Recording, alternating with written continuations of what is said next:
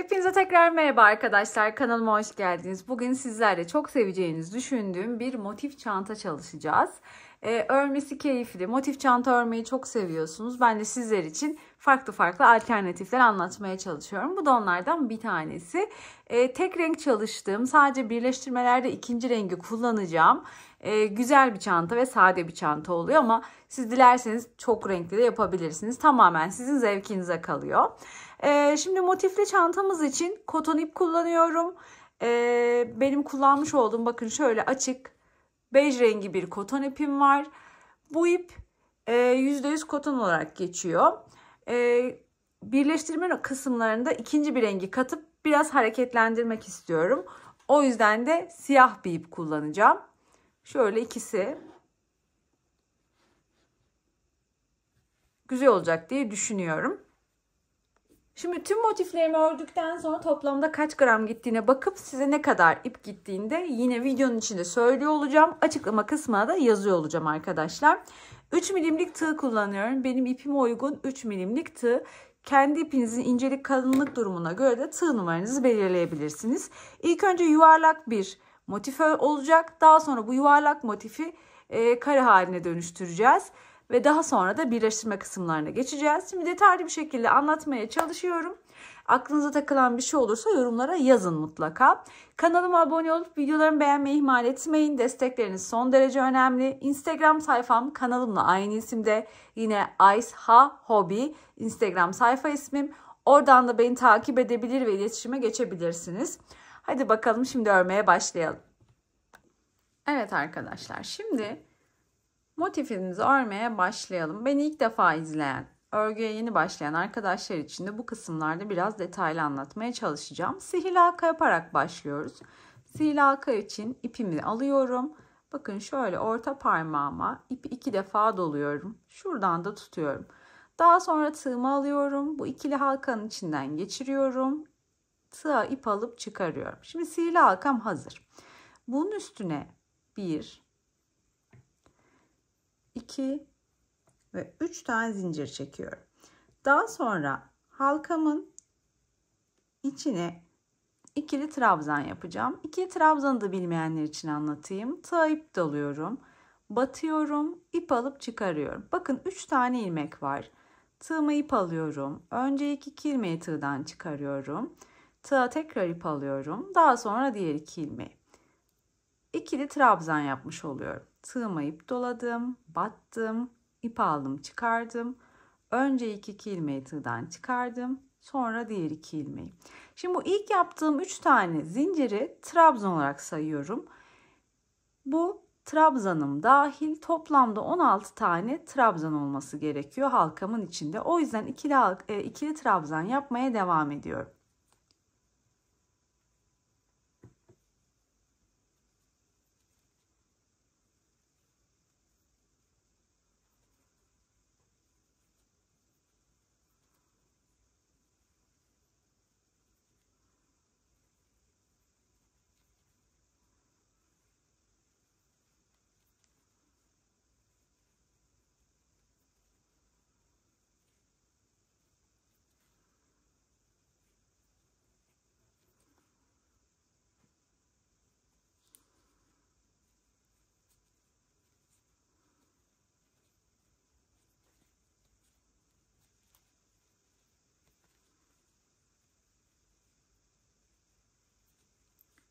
Ve 16.'yı da yaptım.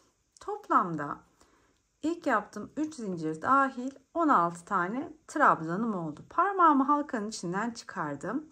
Bakın böyle minik bir ipim. 2 tane de halkam var.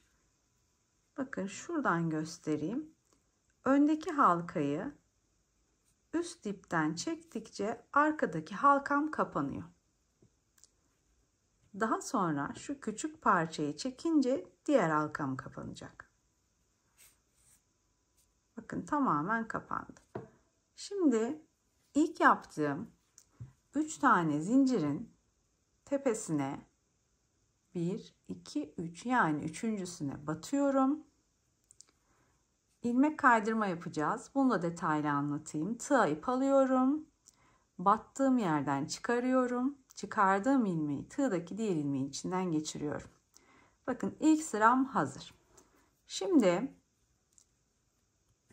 1, 2, 3 tane zincir çekiyorum. Evet, şimdi ikinci sıramızı, yani şu fıstık sıramızı yapacağız. 3 tane zincir çektik. Tığımıza ip doladık. Zincirin dibindeki trabzana battık. Bakın şu parça ipi de şöyle alıyorum tığın üstüne. Örgünün içinde örerek onu da gizlemiş olacağım. Battım, ip aldım, çıkardım. Şimdi 3 tane ilmek oldu. Bu 3 ilmek bekliyor. Tığa ip aldım. Aynı yere battım. İp alıp çıkardım. Bakın 5 tane ilmek var. Yine bekliyorlar. Tığıma ip doladım. Tekrar aynı yere battım. İp alıp çıkardım. 7 tane ilmek var. Tığıma ip alıyorum. Bu 7 ilmeği tek seferde tığdan çıkarıyorum. Üstüne 1 ve 2 zincir çekiyorum. Fıstığım hazır. Her trabzan tepesine bir tane fıstık yapacağım. Bir daha yapalım. Tığa ip doladım. Bir sonraki trabzana battım. İp aldım, çıkardım. 3 ilmek. Tığa ip doladım. Aynı trabzana battım. İp alıp çıkardım. 5 ilmeğim oldu. Tığıma ip doladım. Tekrar aynı trabzana battım. İp alıp çıkardım. Bakın 2, 3, 4, 5, 6, 7. 7 ilmeğim oldu. Tığıma ip aldım ve 7 ilmeği tek seferde tığdan çıkardım. Üstüne 2 tane zincir çektim. Bu şekilde her trabzanıma dediğim gibi bir tane fıstık yapacağım. Toplamda 16 tane fıstığım olmuş olacak.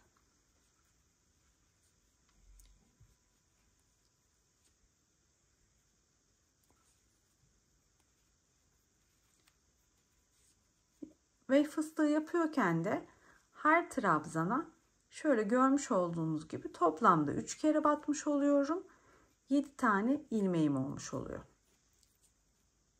Ve her fıstık arasında da 2 tane zincirim olmuş oluyor. Bakın bitiriyorum fıstığı. 2 zincir çekiyorum. Sonrakine geçiyorum. Böylelikle 2 fıstık arasında 2 tane zincirim olmuş oluyor.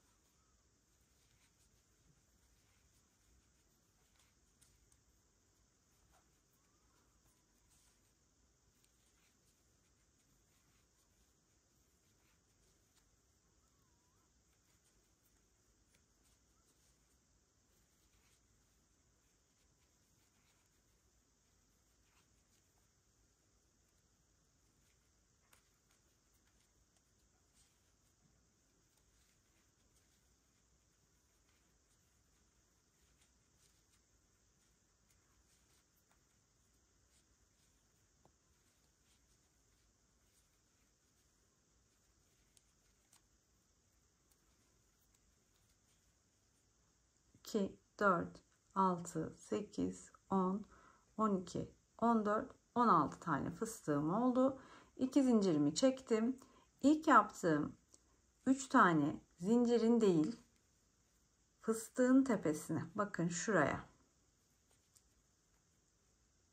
şu kısma batıyorum. İlmek kaydırmayla kapatıyorum. Yani ip alıp çıkarıyorum.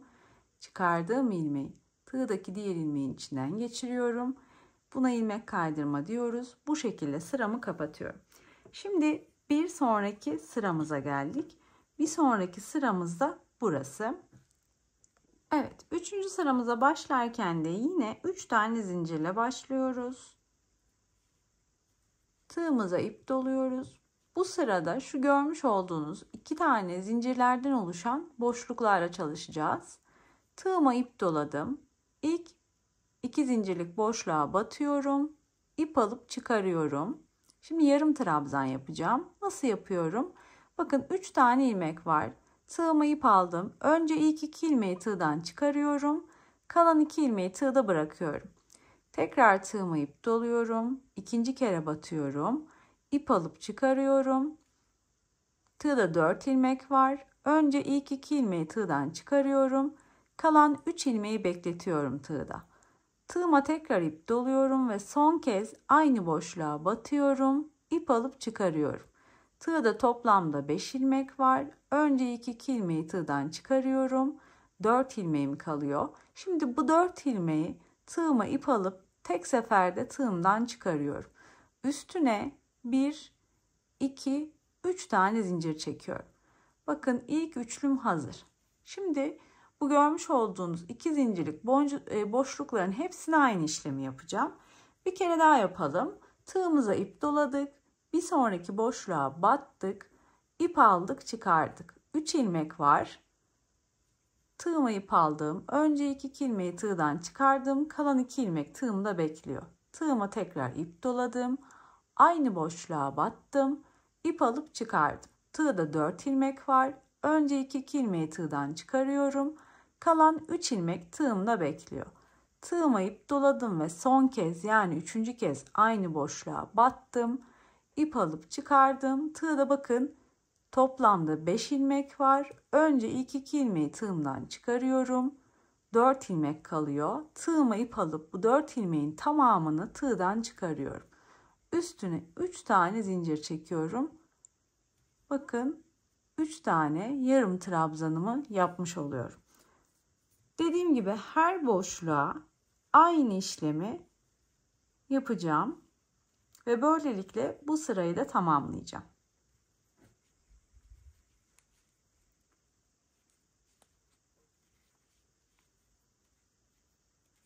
Bu sefer arada 3 tane zincir var.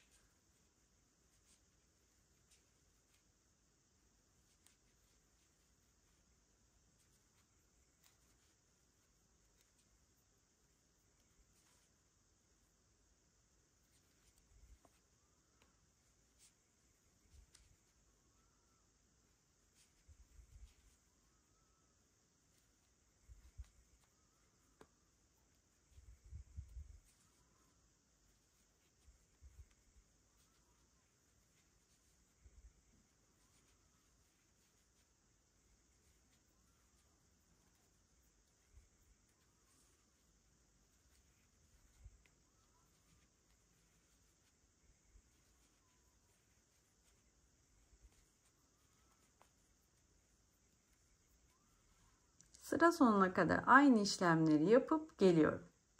Bakın sıra sonuna geldim. 3 tane zincirimi çektim. Yine ilk yaptığım zincirlerin tepesine değil, ilk yaptığım üçlü trabzan grubunun tepesine batıyorum ve ilmek kaydırma yaparak sıramı kapatıyorum. 3. sıram da bitti. Bakın şurayı da bitirdik. Şimdi 4. sıramızı yapacağız. 4. sıramız için 1, 2, 3 tane zincir çekiyorum. Bu çektiğim 3 tane zinciri trabzan olarak sayacağım bu sırada. Tığıma ip doluyorum. Şimdi bu ördüğüm motif yuvarlak bir motif. Bunu artık kare bir motif haline getireceğiz. O yüzden şöyle gördüğünüz gibi 4 tane köşemiz olacak. Bu 4 tane köşelik kısımlarda üçlü trabzan, aralarda ikili trabzan yapıp motifin şeklini vermeye çalışacağız. Hemen birlikte yapalım. 3 zincir çektik. Üçlü trabzanı nasıl yapıyorum? Tığıma 1 ve 2. 2 defa ip doluyorum. İlk boşluğa batıyorum. ip alıp çıkarıyorum. Bakın toplamda 4 ilmek var. Tığıma ip aldım. Önce ilk 2 ilmeği tığdan çıkardım. Tığıma ip aldım. Sonra diğer 2 ilmeği tığdan çıkardım. Tığıma ip aldım. Son 2 ilmeği tığdan çıkardım. Yani ilmeklerimizi 3 seferde tığdan çıkarmış olduk ve üçlü trabzan yapmış olduk. Tığıma 2 defa ip doluyorum. Aynı boşluğa tekrar batıp bir kere daha üçlü trabzan yapacağım. Battık, ip aldık, çıkardık. Önce ilk 2 ilmeği tığımızdan çıkarıyoruz. Sonra diğer 2'yi, sonra diğer 2. İlk yaptığım 3 tane trabzanı 3 tane zinciri, çok affedersiniz, trabzan olarak sayıyorum. Böylelikle yan yana 3 tane trabzanım olmuş oldu. Şimdi araya 1 2 zincir çekiyorum ve tekrar tığıma ip dolayıp aynı boşluğun içine 3 tane daha üçlü trabzan yapıyorum. Battım. Bakın ilkini yapıyorum. Tığa 2 defa ip doladım. Aynı yere tekrar battım. İkinci. Tığa 2 defa ip doladım. Aynı yere bir kere daha battım. Üçüncü. İlk köşemi yapmış oldum. Köşelerde toplamda 6 tane üçlü trabzan var. Bu 6 tane üçlü trabzanın arasına 2 tane zincir yapıyoruz. Toplamda kare olduğu için 4 tane köşemiz olacak. Sadece köşelerde üçlü trabzan yapacağız. Aralarda ikili trabzan yapacağız. Birlikte yapalım. Tığıma ip doladım. Bir sonraki boşluğa battım. İp aldım, çıkardım. Önce ilk 2 ilmeği çıkardım. Sonra diğer 2'yi. Bakın bir kere ip doluyorum. Ve 2 defa da ilmeklerimi tığdan çıkarıyorum. Yani ikili trabzan yapıyorum. İlkini yaptım. İkinci ikili trabzanım. Aynı boşluğa üçüncü ikili trabzan. Tığa ip doladım. Arada zincir yok. Bir sonraki boşluğa geçiyorum. 1, aynı boşluğa 2 ve yine aynı boşluğa 3. 3 tane ikili trabzan yapıyorum. Tığıma ip doluyorum. Bir sonraki boşluğa geçiyorum. Dediğim gibi arada zincir yok. Bir sonraki boşluğa geçtim. 1, 2, 3. 3 tane ikili trabzan yaptım. Bakın 1, 2, 3. 3 boşluğa üçlü ikili trabzan gruplarımı yaptım. Şimdi tekrar ilk yaptığım gibi köşe yapmam lazım. Köşede üçlü trabzan yaptığım için tığıma 2 defa ip doladım. Bu birinci üçlü trabzanım. Bu ikinci. Bu da üçüncü. Arada 2 zincir. Aynı boşluğun içine tekrar 3 tane üçlü trabzan.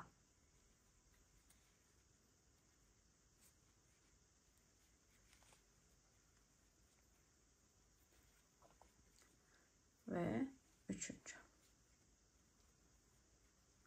Bakın ikinci köşeyi de oluşturdum. Şimdi yine ikili trabzan yapıyorum. Arada zincir çekmiyorum. Tığa bir kere ip doluyorum. Bir sonraki boşluğuma 3 tane ikili trabzan. Arada zincir yok. Bir sonraki boşluğa 3 tane ikili trabzan. Arada zincir yok. Bir sonraki boşluğa 3 tane ikili trabzan.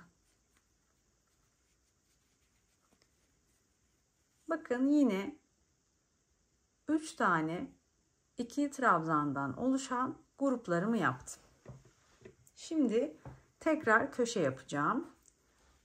Tığıma 2 defa ip doladım.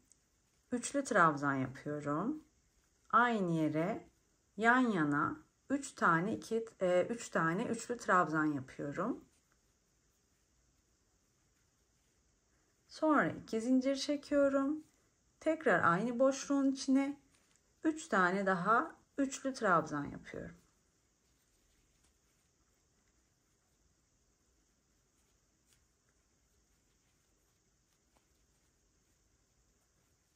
Bakın 3. köşemde oluştu.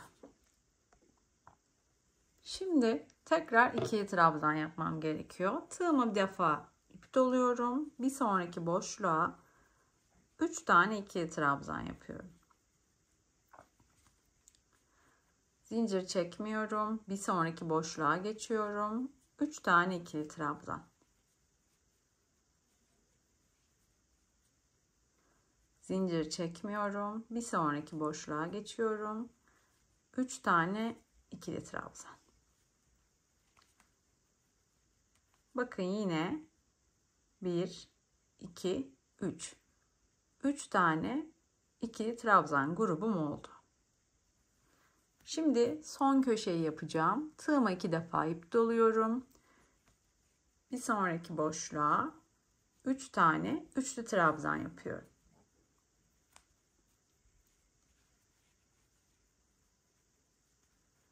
Arada 2 zincir. Aynı boşluğun içine 3 tane daha üçlü trabzan.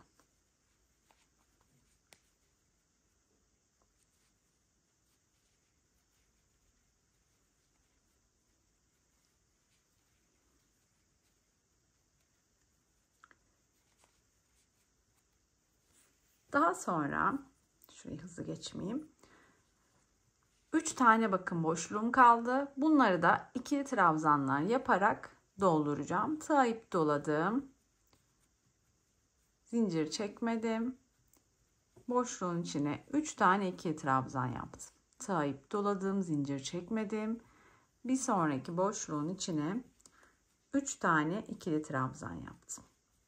Tığa ip doladım, zincir çekmedim. Bir sonraki boşluğun içine 3 tane ikili trabzan yaptım. Daha sonra ilk yaptığım 3 tane zincirin tepesine batıyorum. İp alıp çıkarıyorum. Çıkardığım ilmeği tığdaki diğer ilmeğin içinden geçiriyorum. Yani ilmek kaydırmayla sıramı kapatıyorum. Toplamda 4 sıramızı ördük. Evet, şimdi 5. sıramızı yapalım. Toplamda 6 sıra öreceğiz. Bu bizim 5. sıramız. Sıramızı kapatmıştık. Şimdi köşe boşluğuna gelmemiz lazım.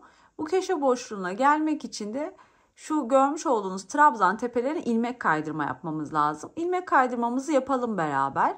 Trabzanın tepesine batıyorum. İp alıp çıkarıyorum. Çıkardığım ilmeği tığdaki diğer ilmeğin içinden geçiriyorum. Bir sonraki trabzan tepesine batıyorum. İp alıp çıkarıyorum. Çıkardığım ilmeği tığdaki diğer ilmeğin içinden geçiriyorum. Köşe boşluğa batıyorum. İp alıp çıkarıyorum. Çıkardığım ilmeği tığdaki diğer ilmeğin içinden geçiriyorum. Yani ilmek kaydırmayla köşe boşluğa geldim ve şimdi 5. sırama başlıyorum.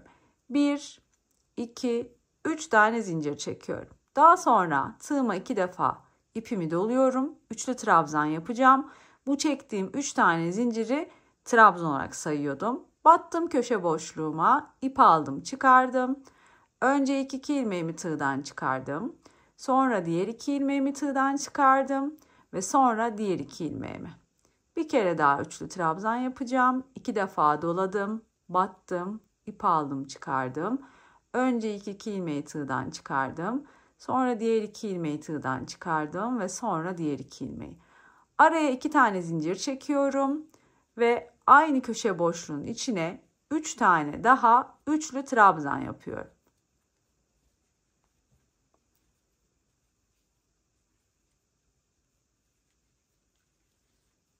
Evet, bakın köşem yine oluştu. Daha sonra tığa ip doluyorum. Arada zincir yok. Aşağıdaki 3 tane trabzanı atlıyorum. Yanındaki boşluğa batıp 3 tane ikili trabzan yapıyorum.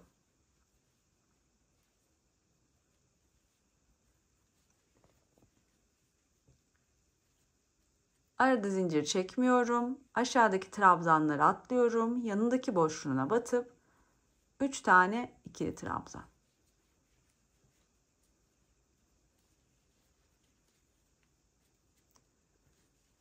zincir çekmiyorum. Aşağıdaki trabzanları atlıyorum. Bir sonraki boşluğa batıp 3 tane ikili trabzan.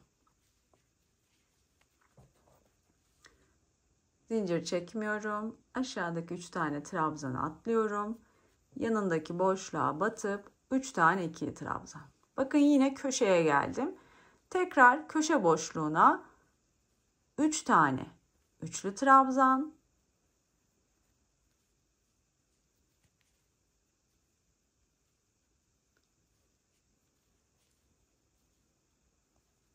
Tekrar 2 zincir. Aynı köşe boşluğuna 3 tane daha ikili trabzan. Yine köşemizi yaptık ve dönmüş olduk. Aralarda yine bakın bu boşluklara ikili trabzanları yapacağız. Sonra köşeyi yapacağız. Sonra tekrar ikili trabzanlar. Sonra tekrar köşe. Sonra tekrar ikili trabzanlar. Ve daha sonra sırayı kapatacağız. Şimdi buralarda şu an yaptığımızın aynısı olduğu için videomuzu uzatmamak adına ben örüp geliyorum. Evet, örüp geldim. Sıra sonunu yine birlikte kapatalım. İlk yaptığımız 3 tane zincirin tepesine batıyoruz. İlmek kaydırmayla sıramızı kapatıyoruz. Daha sonra yanındaki trabzana batıp bakın köşe boşluğa gelmemiz lazım. Tekrar ilmek kaydırma yapıyoruz. Bir sonraki trabzana batıp yine ilmek kaydırma, köşe boşluğa batıp ilmek kaydırma, köşe boşluğa geldik. Ne yapıyorduk burada? 3 tane zincir çekiyoruz. Tığımıza 2 defa ip dolayıp üçlü trabzanımızı yapıyoruz. Bir kere daha yapıyoruz üçlü trabzanı. İlk çektiğimiz 3 tane zinciri trabzan saydık. Yan yana 3 tane trabzanımız olmuş oldu. Sonra 2 tane zincir çekiyoruz. Tekrar tığa ip dolayıp aynı köşe boşluğun içine 3 tane daha üçlü trabzan yapıyoruz. Ve böylelikle yine köşemizi oluşturmuş oluyoruz. Bakın köşemiz hazır. Daha sonra ne yapıyorduk? Tığa ip doluyoruz. Aşağıdaki 3 tane trabzan atlayıp yanındaki boşluğa batıp 3 tane ikili trabzan yapıyoruz. Arada zincir yok. Aşağıdaki 3 tane trabzanı atlayıp yanındaki boşluğa batıp 3 tane ikili trabzan.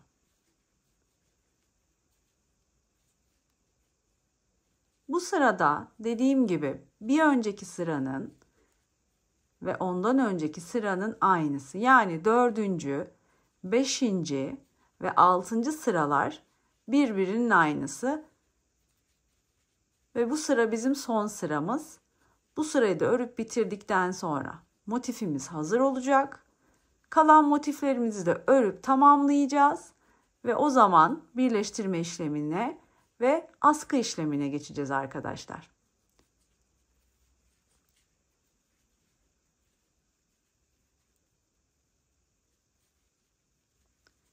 Bakın aynı işlemleri yapıyorum.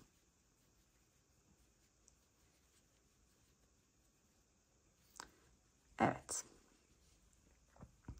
Bakın 4. sırada 2 köşe arasında 3 tane üçerli grup var. 5. sırada 4 tane üçerli grup. 6. sırada 5 tane üçerli grup. Yani tek fark her sırada artarak devam etmesi. Şimdi aynı şekilde tarif ettiğim gibi bu sırayı da yapalım ve motifimizi bitirelim. Evet, bakın motifimiz hazır. Şimdi kalan motiflerimi tamamlayıp geliyorum. Evet, şöyle göstereyim. Toplamda 13 tane motif hazırladım arkadaşlar. Motiflerimizin önce ölçüsüne bakalım. Toplamda da kaç gram ip gitmiş ona da bakalım. Motifimin ölçüsü 12 arkadaşlar. Kare bir motif 12 motifimizin ölçüsü. Evet arkadaşlar, motifimiz içinde bu renkle kullandığım ve motiflerimi tamamladığım iplere toplamda 150 gram gitmiş. 150 gram ip yeterli oluyor. Şimdi en zevkli kısmına birleştirme işlemine geçelim. Evet arkadaşlar, bakın çantamızın formu bu şekilde olacak. Böyle bir ekran görüntüsü alabilirsiniz. Birleştirirken sizin için kolaylık sağlayacaktır. Şöyle iyice uzaklaştırayım, net görünsün. Bu şekilde bir ekran görüntüsü alın ki birleştirirken sizin için dediğim gibi kolaylık sağlasın. Evet arkadaşlar, şöyle de bir ekran görüntüsü alın. Bu şekilde birleştireceğiz. 2 parçamız kalacak. Kalan bu 2 parçayı da en son yanlarının birleştirmesini yapıp tamamlayacağız. Evet, artık birleştirme işlemine başlıyoruz. Bakın şuradan başlayacağım birleştirmeye. Sonra yukarıya doğru devam edeceğim. İpimi alıyorum. Önce bir tane zincir çekip ilmek oluşturuyorum. Daha sonra 2 parçayı şöyle üst üste alıyorum. Bakın 2 motifin de ön yüzü dışarıda olacak şekilde birleştirmemi yapacağım. Köşelerden başlayacağım birleştirmeye. O yüzden 2 motifin de köşelerini birbirine denk getiriyorum. Köşe boşluğuna batıyorum. İp alıp çıkarıyorum. Çıkardığım ilmeği tığdaki diğer ilmeğin içinden geçiriyorum. Yani ilmek kaydırmayla önce motifi buraya sabitledim. Daha sonra köşe boşluğa tekrar batıyorum ve sık iğne yapıyorum.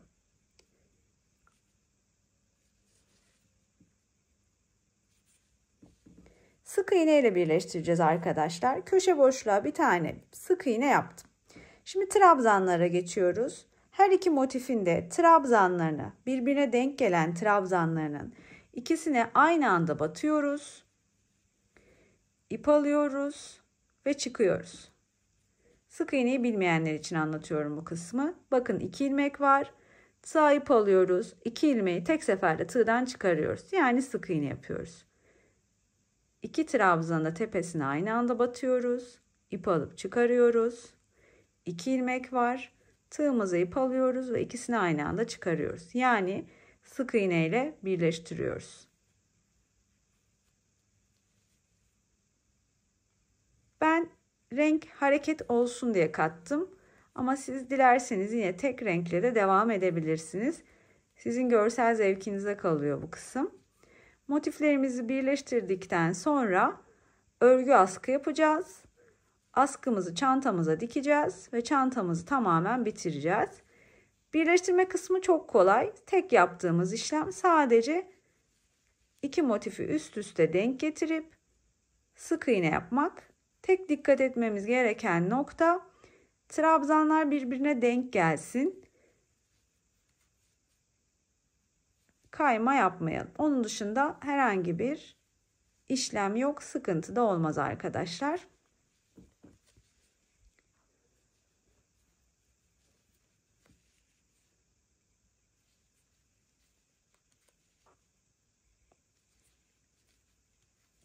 Bakın bu şekilde.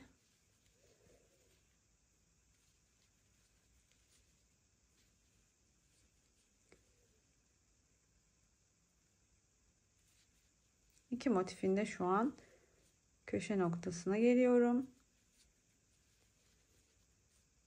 Ve aynı anda birleştirmeye devam ediyorum. Bakın köşesine geldim. Köşe boşluğuna. Battım, sık iğne yaptım. Açayım. Bakın görüntüsü de bu şekilde oluyor. Şimdi bu evet. Buraya geldim. Yani diğer motifi alacağım ve şöyle devam edeceğim. Diğer motifi aldım. Şimdi bu aldığım yeni motifle şu anki köşe boşluğu, ilmeğimin olduğunu köşe boşluğu, ikisinin köşe boşluklarını denk getirdim. Buraya bir kere daha battım ve sık iğne yaptım. Sonra trabzan tepelerine devam ediyorum. Trabzanları üst üste denk getiriyorum. Ve sık iğnelerimi yapıyorum.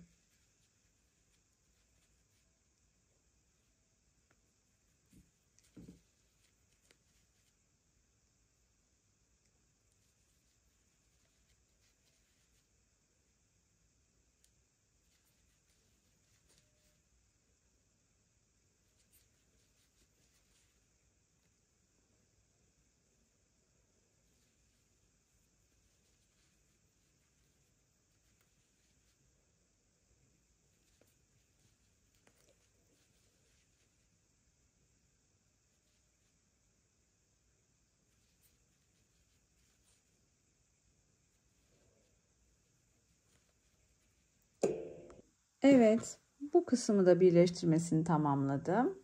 Şimdi şöyle tutayım. Bakın böyle geldim, yukarıya çıktım.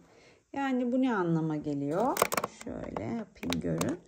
Üstteki motife devam edeceğim. Şöyle aldım diğer motifimi de. Yine aynı şekilde yeni aldığım motifin köşe noktasıyla tığımın beklediği motifin köşe noktasını denk getiriyorum. Daha sonra aynı anda iki köşe noktasına da batıyorum ve sık iğnemi yapıyorum. Ve sonra trabzan tepelerine sık iğnelerimi yapmaya başlıyorum.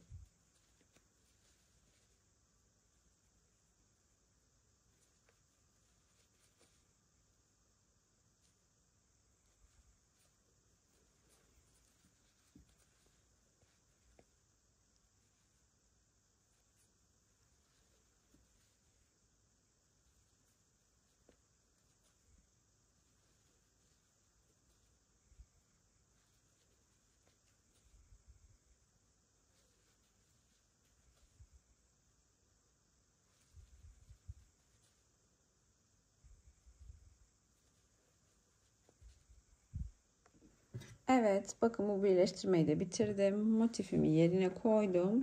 Şimdi bu taraftakinde sıra. Şöyle yukarı ya da şöyle aşağı devam etsem ipi kesmem gerekir. O yüzden yukarı devam etmeyi tercih ediyorum. Elimden geldiğince çok ip kesmeden devam ettirmeye çalışıyorum. Bu şekilde yukarıya devam edeceğim. Sonra şöyle. Sonra üstüne devam. Şöyle göstereyim. Bakın böyle. Sonra buraya devam edeceğim. Bitecek. Buraya devam edeceğim. Bitecek. Yukarıya devam edeceğim. Bu şekilde sıralamam kalacak. Takip ederek ilerleyeceğim.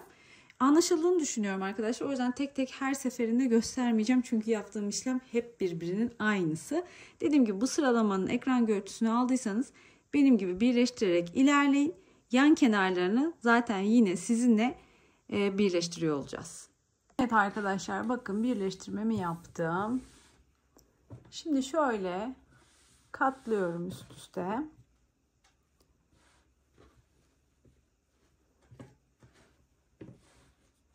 Ve iki parçamız kalmıştı biliyorsunuz. Bu iki parçayı da şu şekilde birleştireceğiz. Yani nasıl? Bu kenarlarını bu kısma, bu kenarlarında üstteki parçaya. Hemen birleştirelim. Şöyle tutayım. Evet, ipim nerede benim? Şurada ilmeğim. Bakın buraya kadar hiç ip kesmeden geldim. Gösterdiğim sıralamayla yaparsanız ipinizi kesmeden geliyorsunuz. Parçalarımdan bir tanesini aldım. Motiflerimden bir tanesini. İpim dönmüş. Evet, şu şekilde yine üst üste getirdim. Ve birleştirmeye başlıyorum. Yine birleştirmeye, kameraya çarptım. Yine birleştirmeye köşe noktasından batıyorum. Köşelere battım. Sık iğne yaptım. Sonra yine trabzanlara batarak sık iğnelerimi yapıyorum.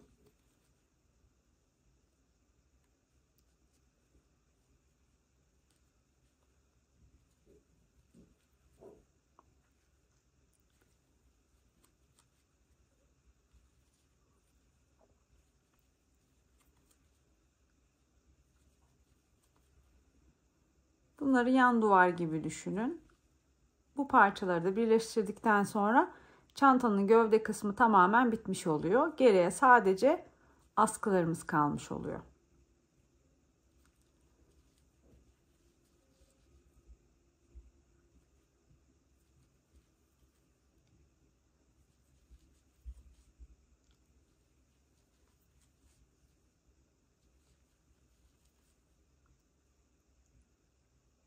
Evet.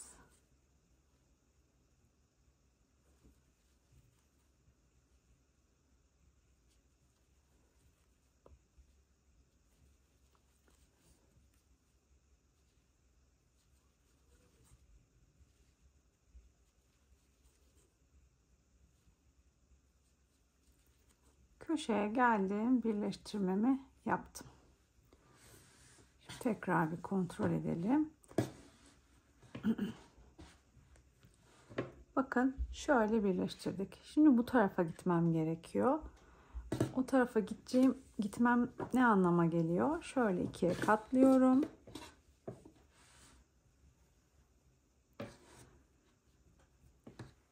Evet. Bakın böyle.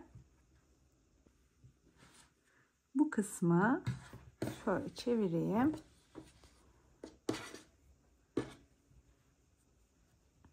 Bu motifle birleştireceğim.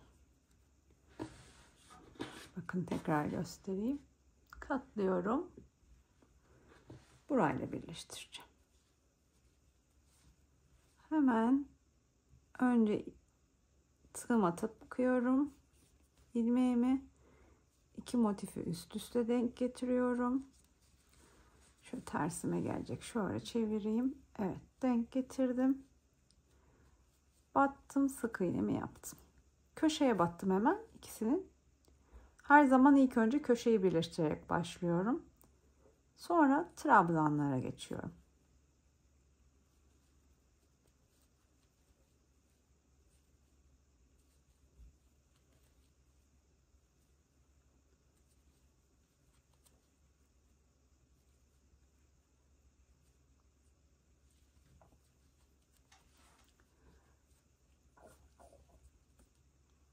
Evet, bakın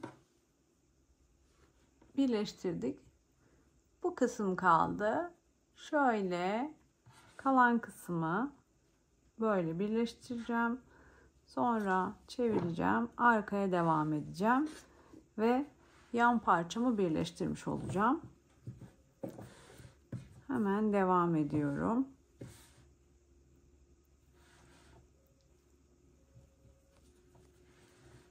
Evet. Bu iki parçayı birleştirdiğim için ikisinin köşe noktasına batıyorum ve sık iğne yapıyorum. Sonra trabzanlarına devam edip sık iğnelerimi yapıyorum.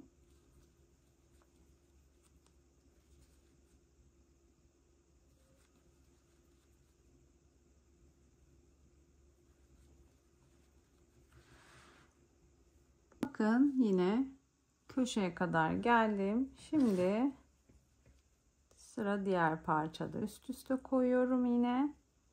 Ve yine köşe noktasına batıp sık iğne yaparak birleştirmeye devam ediyorum.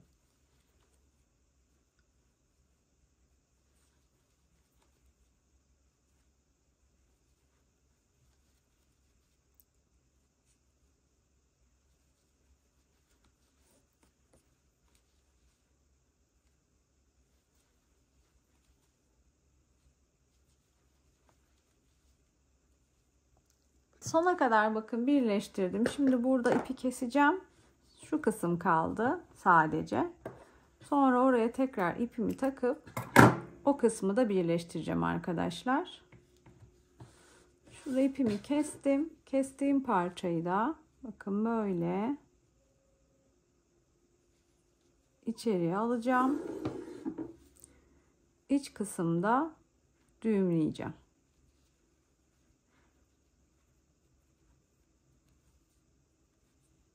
İki tane zincir çekerek düğümledim arkadaşlar. İpimi kesebilirim.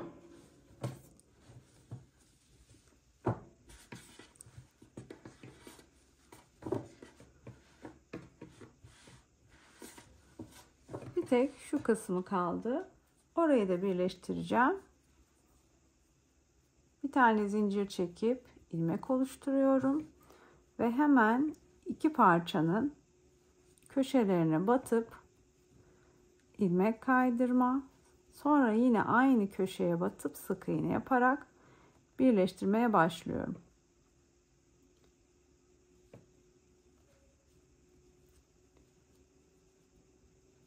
Evet. Burayı da birleştirdikten sonra ipimi keseceğim ve diğer yan tarafı birleştireceğim. Burada da başladığım yerden sona geldim. Bir tane zincir çekiyorum. Artık ipi kesiyorum. Bu kısmı da birleştirmiş oldum. Az önce yaptığım gibi tığımla kalan ip parçamı içeriye alıyorum.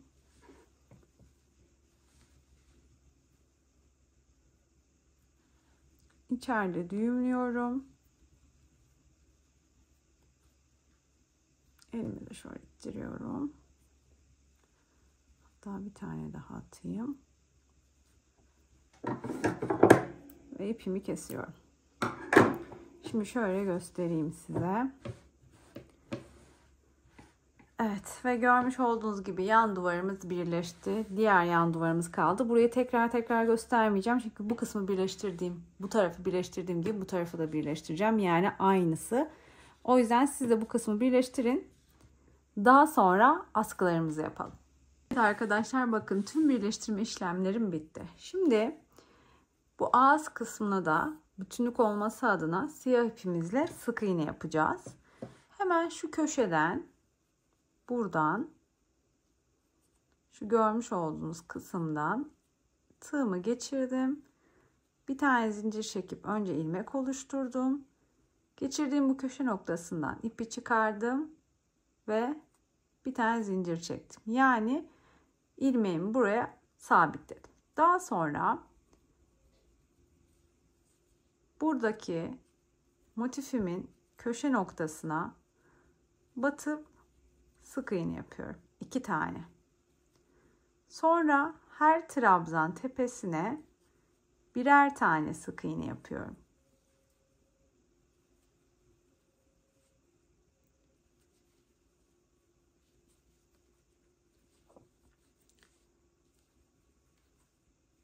Her trabzan tepesine birer kere batıp sık iğne yapıyorum.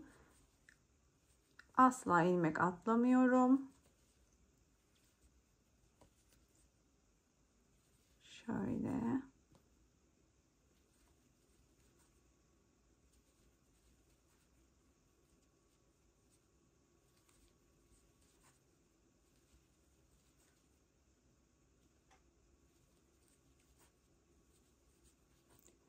Bakın aşağıdan başladık.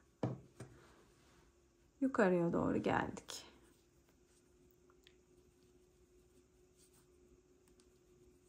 Köşeye geldim. 1 2 tane sık iğne yapıyorum köşeye. Sonra trabzanlara devam ediyorum. Trabzanlara birer tane sık iğne.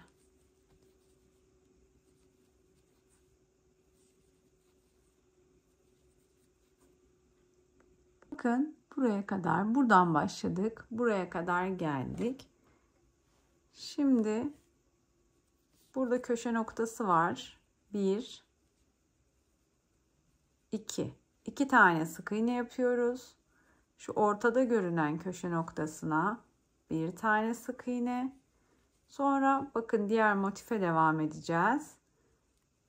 Diğer motifin köşe noktasına da 1 ve 2 tane sık iğne. Sonra yine trabzan tepelerine birer tane sık iğne yapacağız. Görmüş olduğunuz gibi devam ettiriyoruz arkadaşlar.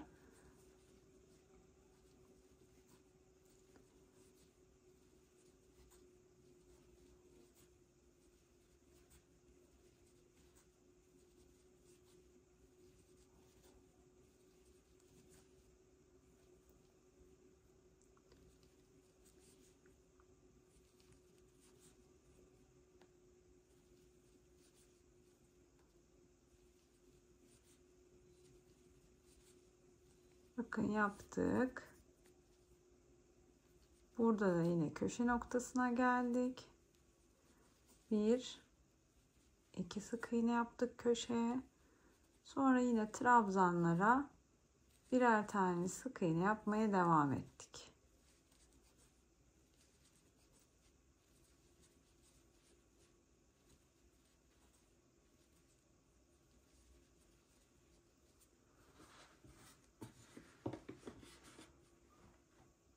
Evet, bakın buradan da aşağıya geldiğimde şimdi şöyle devam edeceğiz. Köşe noktasına ne yapıyorduk? 2 tane batıp sık iğne yapıyorduk. bu kısımdaki köşe noktasına batıp bir tane, diğer motifin köşe noktasına 2 tane yapıyoruz. Sonra trabzan tepelerine birer tane sık iğne yapıyoruz. Ve böylelikle bakın diğer motiflere geldik. Şunlarla yaptığımız gibi aynı şekilde sık iğnelerimizi yapalım. Sonrasını birlikte devam edelim. Arkadaşlar bakın ağız kısmına sık iğneleri yaptık. Başladığım noktaya kadar geldim. İlk yaptığım sık iğnenin tepesine batıp ilmek kapatmayla sıramı kapattım. Bir zincir çektim. Bir sıra daha sık iğne yapacağım. Şu an yapmış olduğumuz bütün sık iğneleri birer kere batıp bir sıra sık iğne yapacağız arkadaşlar. Toplamda çantamızın ağız kısmında 2 sıra sık iğnemiz olmuş olacak.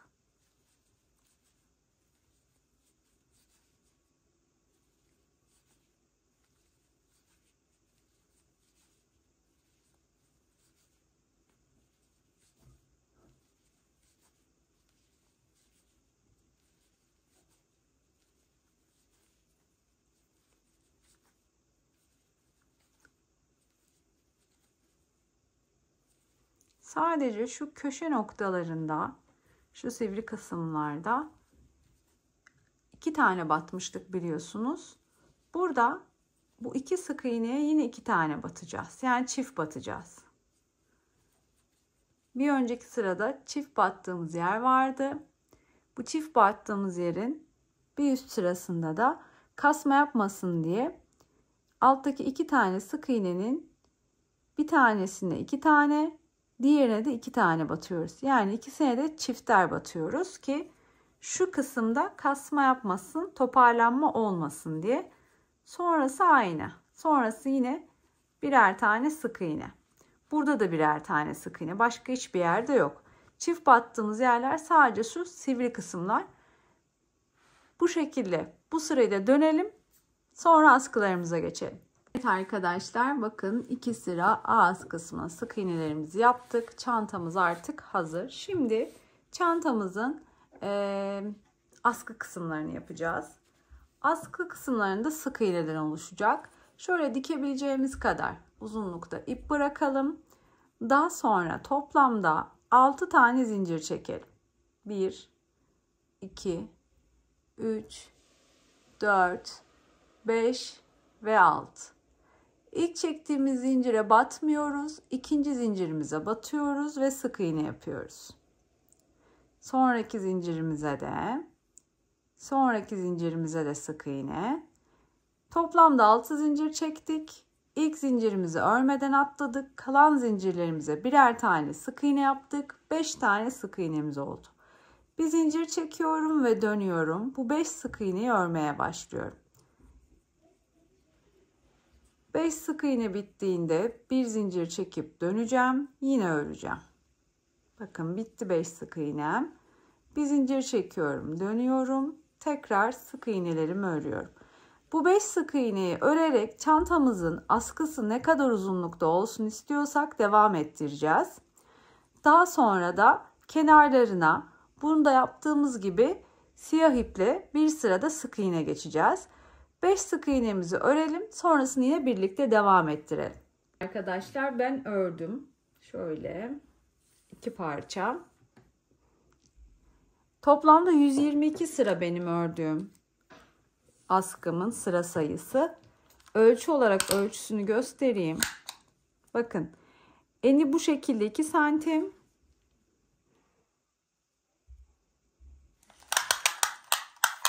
Uzunluğu ise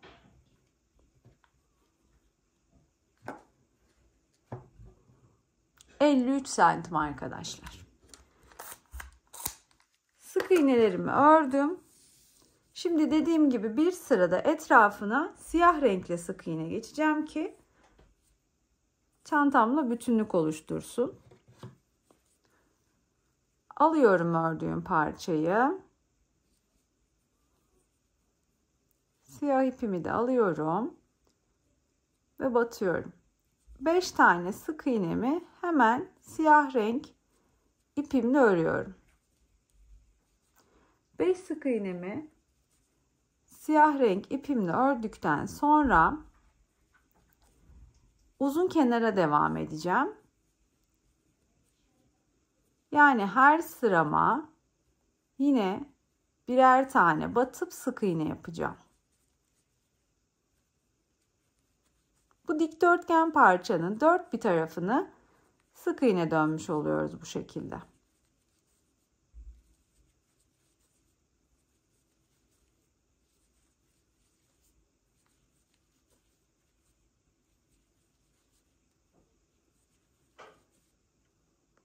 Evet, bakın kısa kenardan başladık. Uzun kenarda sık iğneleri yaptık. Devam ediyoruz. Yine kısa kenara geldik. Tek yaptığım sık iğnelere batıp tekrar sık iğne yapmak. Ekstra hiçbir işlem yok arkadaşlar. Bakın yine kısa kenarı bitirdim. Sonraki sıralara batıp sık iğne yapmaya devam ediyorum. Bu şekilde iki parçamızın da dört bir tarafını siyah renkle sık iğne yapalım. Sonra çantamıza dikelim ve çantamızın hem son ölçüsüne hem de son haline tekrar birlikte bakalım arkadaşlar. Evet arkadaşlar, bakın ben askıları dikmeye başladım. Şu şekilde. Başlıyorken bitirirken ayırdığımız ipler vardı. İğnemi taktım. Şöyle göstereyim. Tam şu kısma, köşe kısmına ters dikmeyeyim de ama denk getiriyorum ve buradan dikiyorum arkadaşlar.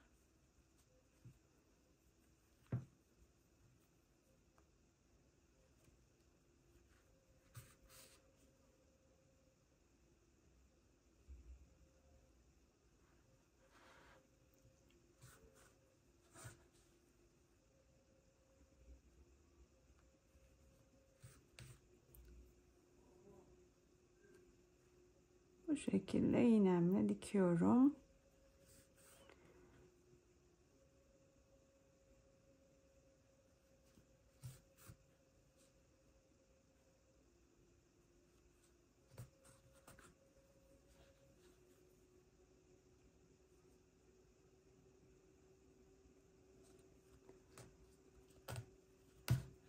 Evet.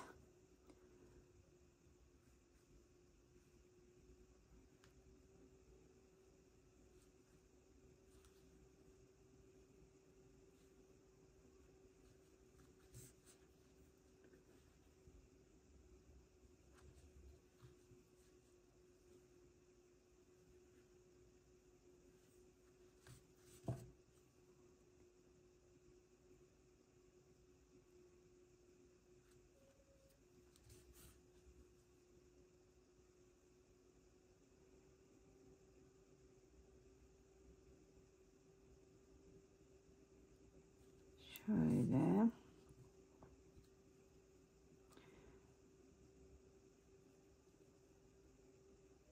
İyice denk getirip her kısmına dikiyorum ki tam otursun ve sağlam olsun.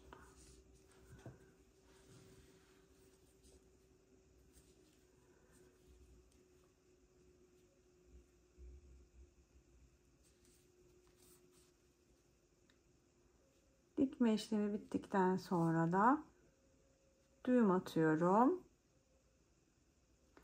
ve ipi kesiyorum. Gerçekten çok güzel ve çok kullanışlı bir çanta oldu. Umarım sizler de beğenirsiniz. Örecek arkadaşlarıma şimdiden kolaylıklar diliyorum. Dediğim gibi takıldığınız nokta olursa yorumlara yazabilirsiniz. Sonraki videolarımda görüşmek üzere. Hoşça kalın.